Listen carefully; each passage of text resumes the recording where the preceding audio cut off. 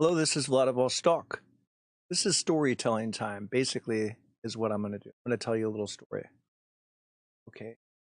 At Steamfest 3, I'm in Krakow, and after the last night, I head over to the D Daily Mansion, called it.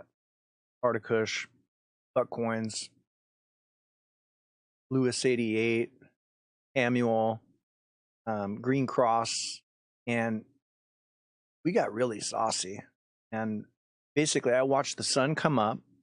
Then everyone passed out, and I couldn't even get out of the house. Like the front door was locked from the or I don't know if it like a key lock. I couldn't get out, and I ended up going out the back door and getting totally disoriented. Now I knew there was a church that I recognized, and I learned my lesson: never ever use a church as a landmark in Krakow, because there's one in every corner. Now, I'm going to tell you who I learned this from. Well, I was walking around and going in circles. It was about 6 o'clock in the morning. It was cold outside, and I was freezing, disoriented. I finally just sat down. I saw this guy selling bread at a stand. I sat down and just bought some bread and thought, ugh, I'm so lost right now. I don't know how to get back. Now, I was trying on my phone to figure out how to call a cab. I couldn't figure it out. I just was baffled, just way too saucy, let's say. And next thing you know, this guy is standing in front of me.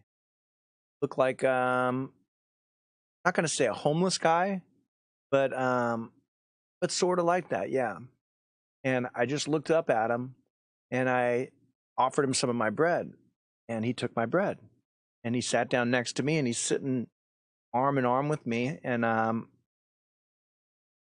told him, man, I'm lost. If you could help me, I really appreciate it. So he says, why don't you just call a cab on your phone? I said, I can't. Would you mind doing it for me? I hand him my phone. He calls a cab. I was freezing because I was out, and I didn't bring a big jacket. And he walked me over to the cab. He put me in the cab. He told me where to go. He told the cab driver where to go. And I got in the cab. Or actually, before I got in the cab, I gave him 100 zloty, which I don't know, it's like maybe $25. Not a lot of money, but I gave him 100 zloty. He was very grateful.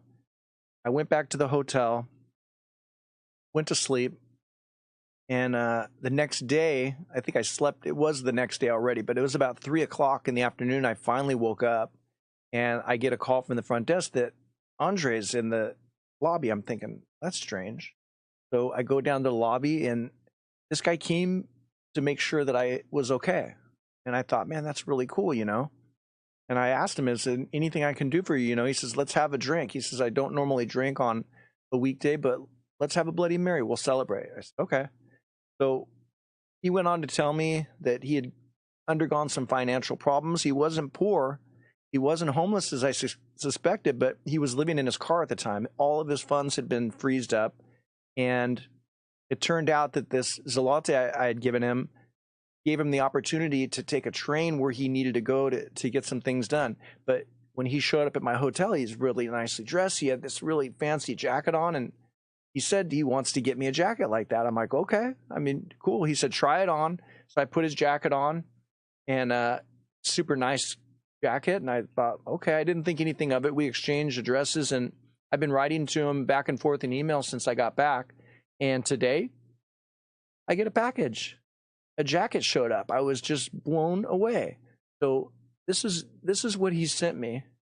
Check this out. And now this isn't just a jacket. Look at this thing. This jacket's pimp. Oh, that's me. That's not the pimp. But it's got the hood, the removable hood. Super soft lining. It's really light and warm. And it's pimp. The thing looks really good. I looked these things up online, and it's like a $2,500 jacket. I couldn't believe it. Now, some of you may remember that before Steamfest, I got ripped off for $2,000 by one of the members in my Discord that I had been helping, and he finally stiffed me and stole my money. It was very difficult it was difficult for me to get to the Steam Fest, but I made it, and I met my angel, you know? But supposedly I was his angel too. I helped this guy out, and for me, I think it's just mind blowing. Really is mind blowing. The goodness of people compared to just the ruthlessness of how awful people treat each other. And I really just wanted to share this story with you. So this is my friend Andre. He actually asked me to be the CEO of his corporation on that park bench in Poland, and I told him I would consider it. Didn't think anything of it, but who knows? Guy sends me like a $3,000 jacket. Crazy. So you never know where this future's taking us, the journey we're on, and the problems and mishaps and misfortunes. Things just have a way of having a silver lining, in a sense, I guess you could say. So I really wanted to share this story with you. I think it's a great story, and I'm just really stoked. Maybe I can get this guy in an interview someday. He won't talk on the phone because reasons. I don't know what they are.